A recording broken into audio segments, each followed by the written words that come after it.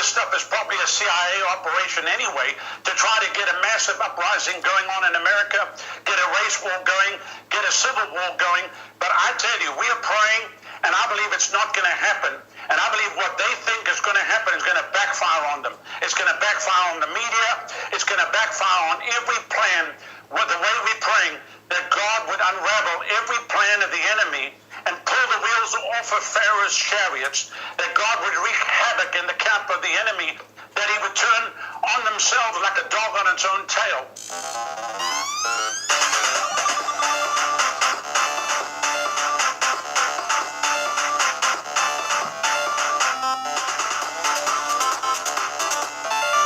Ladies and gentlemen, Pastor Rodney Howard-Browne is with us for about the next 40 minutes.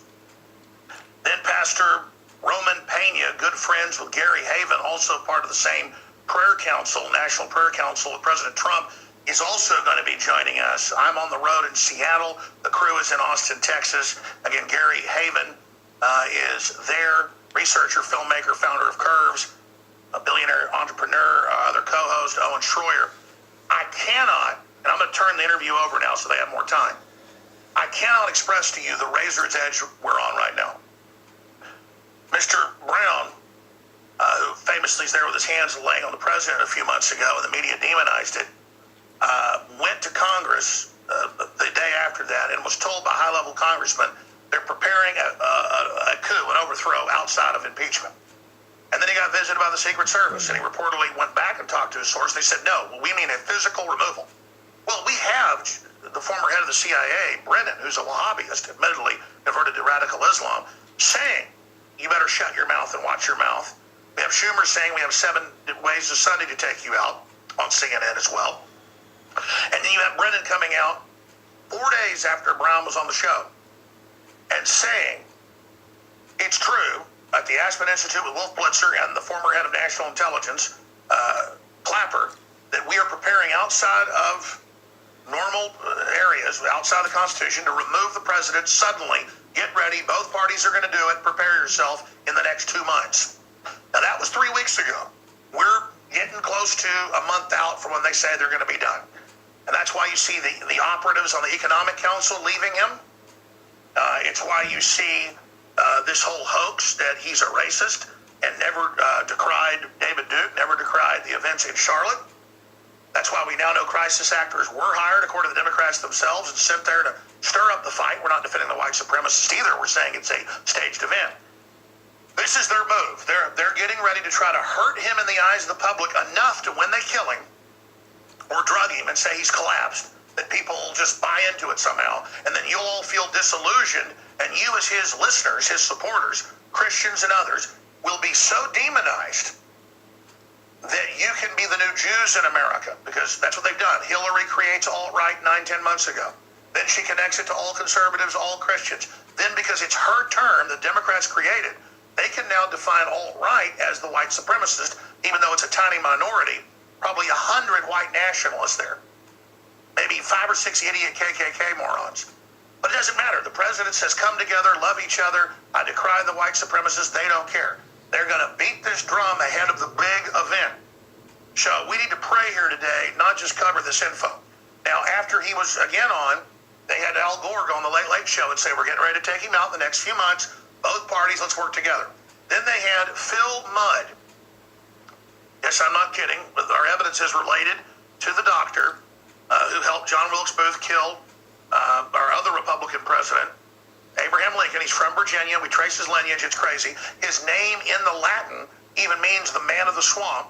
So a man of the swamp, related to the guy reportedly that killed Lincoln or helped John Wilkes Booth kill him, he was convicted of it, is on CNN as the former deputy director of the CIA in basically covert action, killing people. He's not a pencil pusher. And former deputy director of the FBI. He's held both seats, works for the Democrats. He is Mueller's best friend, basically. He said, we're getting ready to kill him. Okay, so they're now on TV a week ago saying we're going to kill him. So, talk about the pastor, what he told you being confirmed. We're going to go to the pastor here in a moment, but I wanted to play Mudd here saying this just a week ago. Here it is. What was your response, Phil Mudd? A couple surprises. Let me give you one bottom line. As a former government official, government's going to kill this guy. He friends Vladimir Putin, their State Department and CIA officers are coming home. And at Langley and at Foggy Bottom, CIA and State, they're saying, this is how you defend us? And Phil, before, I want to ask you a question, but Phil, just to reiterate, obviously, when you're talking about killing, you're using that as a metaphor. You're not talking about. I just what I'm saying is government. People talk about the deep state. When you disrespect government officials who've done 20 or 30 years, they're going to say, "Really? You send Vladimir Putin sends officers home, and you support him before you support us?" I just want to underline, Amanda. Okay, that's enough. Trump signed the sanctions. It's all lies. He didn't even say that about Putin. Just it's lying to the public. They have nothing but disrespect for you. They're not going to stop lying. So, Pastor Rodney Howard Brown, thank you so much, sir, for joining us. I'm going to give you the floor now. Please take over with your co-host in the next 40 minutes or so. And that, of course, is Gary Haven and Owen Schroyer. But thank you for being the watchman on the wall that really is. You signaled this. Then in the days that followed, the dam broke. This is so biblical. I really want to hear your teaching, sir. Take over. Well, first of all, thanks for having me on again. I just got back from a trip to Asia. I was in India, Sri Lanka, and Hong Kong. And everybody was so excited about the president. You know, not everybody watches the BBC and CNN, but there were many Christians there praying. People have joined the initiative to pray for the president. You know what I always say, it's a miracle that Donald Trump made it to the White House. And of course, he's there, he's undoing the agenda of the globalists. And so they're so upset. First of all, the Russian narrative comes, you know, it's on everything. Russia. Now, of course, that whole thing is unwinding, and they're finding out that Russia had nothing to do with Trump getting elected. It was actually the American people. So now, of course, they're stirring up all this other nonsense now, trying to get racism going, get a race war, get what we call an American Spring going, and it was actually supposed to start on the 2nd of July. So they're actually running late. But I tell you, I believe it's going to fail. Because I don't believe the polls or anybody that says that the president has lost his support. I believe the president's support has grown. The American people are not stupid. They're seeing through the lies of the mainstream media that has now been what people don't understand. When the president made the statement about Charlottesville and he talked about both sides, people don't understand that Antifa was co-opted, and so was Black Lives Matter was co-opted. And there's probably people inside the Ku Klux Klan that have been co-opted. So all of this stuff is probably a CIA operation anyway to try to get a massive uprising going on in America, get a race war going, get a civil war going. But I tell you, we are praying, and I believe it's not going to happen. And I believe what they think is going to happen is going to backfire on them. It's going to backfire on the media. It's going to backfire on every plan. With the way we're praying, that God would unravel every plan of the enemy and pull the wheels off of Pharaoh's chariots, that God would wreak havoc in the camp of the enemy, that he would turn on themselves like a dog on its own tail, and that the church is going to wake up, and the preachers need to, excuse me, Alex, the preachers need to grow a pair and stand up in the pulpit and call a spade and say it just like it is, and draw a line in the sand and tell the devil, you're not going to have America. God has heard our prayer. He gave us Donald J. Trump as a last-minute reprieve, and I don't believe God answers prayer by suddenly now to be set back. And so I understand their plan to take him out, but they are not going to succeed, not on our watch. And we're not going quietly into history. They're smoking some incredibly bad weed if they think we're going quietly into history. I'm going to skip this break so you have even more time. This year on fire, and it's total truth. And I had absolutely forgotten that Soros and all of them announced and spent hundreds of millions that July 2nd, the new revelation was coming. They were going to start race wars in America, and they think we're so stupid that it all fizzled out, but then it finally happened on Soros's birthday. They've announced it all, and then there's new levels of lying they're putting out against all of us. But as you said, you're right.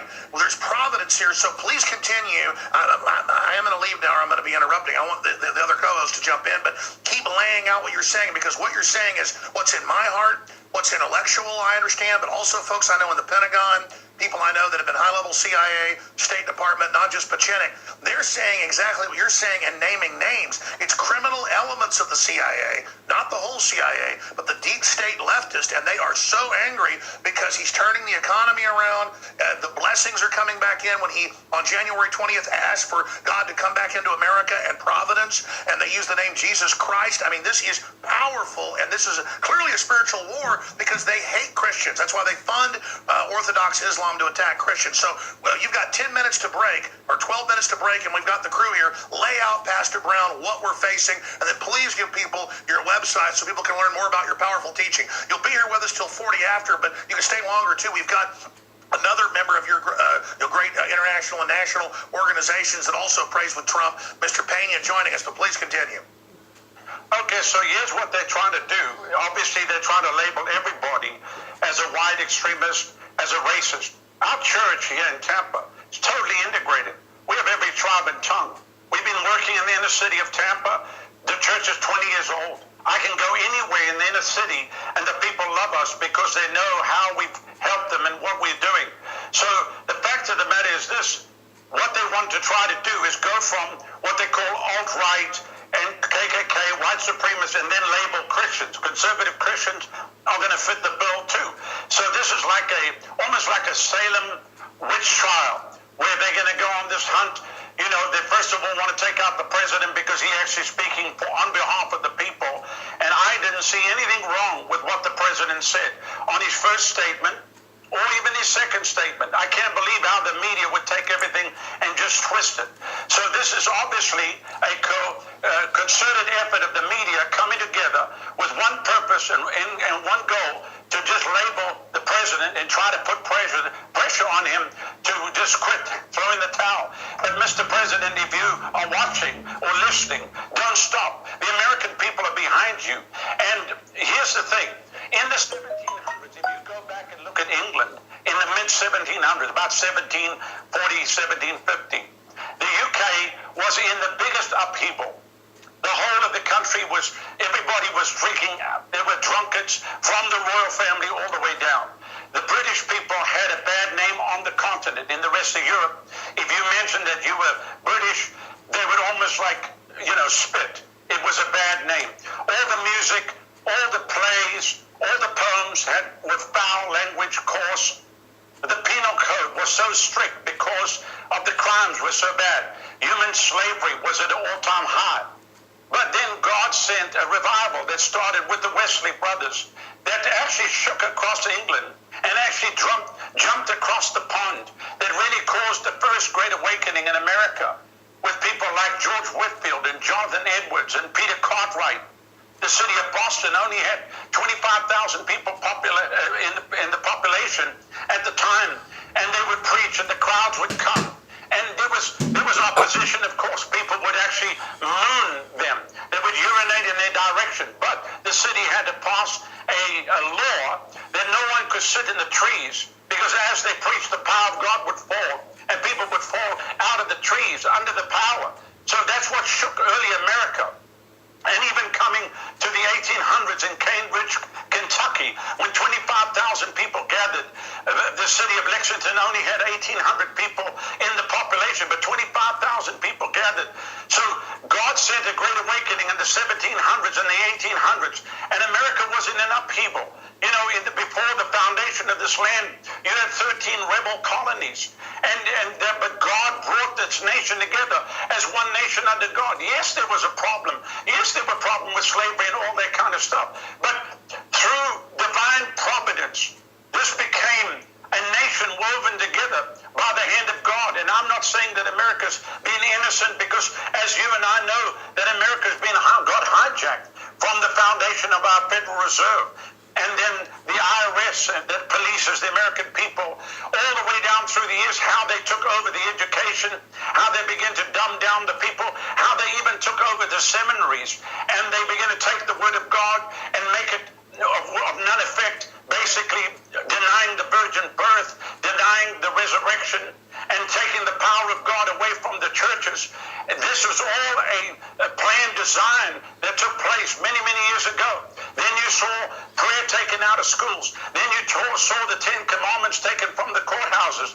So we have a whole generation now that have been raised up. They have no fear of God, and they've been pumping the filth through Hollywood, through television, through everything possible, and entertainment, basically, to put the people into the trance that they're in right now. And you can see with NBC and ABC and CNN and all of these news agencies that basically are controlled by the same people that are basically pumping night and day. I was walking through the airport in Hong Kong, and there was CNN, and I could read the ticker tape, and everything was just attacking Trump night and day, night and day. So they're on an agenda right now, but I believe that we're going to see divine intervention, and I believe with all my heart that God is going to shake America from the White House to every house, from sea to shining sea, from Maine to the Keys to San Diego to Seattle, across the great state of Alaska, the Hawaiian chain to the island nation of Guam, American Samoa to Puerto Rico, that God is not finished with America. I don't care what the media says. I don't care what the papers say. I don't care what they try to stir up in our ineffective Congress or even our Senate, where that whole place has been bought and is under the control of a cabal that basically runs the show. But God put an outsider in to give America one last opportunity. And I believe that we are going to see another great spiritual awakening. That's why they're so upset. That's why they try to do everything that they can. That's why they just label you. If you don't agree with them, then you must be a racist. Well, guess what? We're not racist. We love God and we love people. We love people of every tribe and every tongue. And so God is moving in our land. I have a Bible school here. We've had 500 students here this morning, and I addressed them. I spoke about some of these things. The place went wild. People understand that we have every tribe and tongue in our Bible school. So God is raising up an army of men and women that will not compromise, that will not sit with one foot in the world and one foot in the kingdom of God. God's raising up preachers that are not worried about their tax-exempt status, that will boldly speak out from the pulpits of the land, and that will say exactly what needs to be said. And I feel it's happening, Alex. I feel God is doing that, and we are seeing a groundswell. I believe there are more that are with us than are with them. These people are a minority that make the biggest amount of noise and try to act out like they're a majority. And that's not the case. So I believe we're going to see the hand of God intervene in our nation. And I understand the planned attack to remove the president. But you know, when I launched that prayer initiative, we literally have thousands of people now that have gone to our website, revival.com, and signed up on the President Prayer Initiative that are praying around the clock. When I walked into a church in Hong Kong, a Chinese lady grabbed me. She said, I signed up. I'm praying for the president. So people all over the world are praying for America, praying for our president, and praying that God intervene as he has in the 1700s and the 1800s, that he does it one more time, that God intervene in our country. So I see all the stuff happening, but I have great excitement in myself, in my spirit, to believe that God has heard our cry and that he is intervening. And I believe that all these plans of the enemy, that God is just going to pull the rugs from underneath them. And whatever they set up, if they dig a ditch for us, they'll fall in it themselves. So I know that's maybe a little bit of different side from what some people would expect or want to hear, but that's what I feel right down in my deepest part of my heart. Hello, Pastor. This is Gary Haven. We finally got Alex to get out and go on vacation. I got to tell you, amen.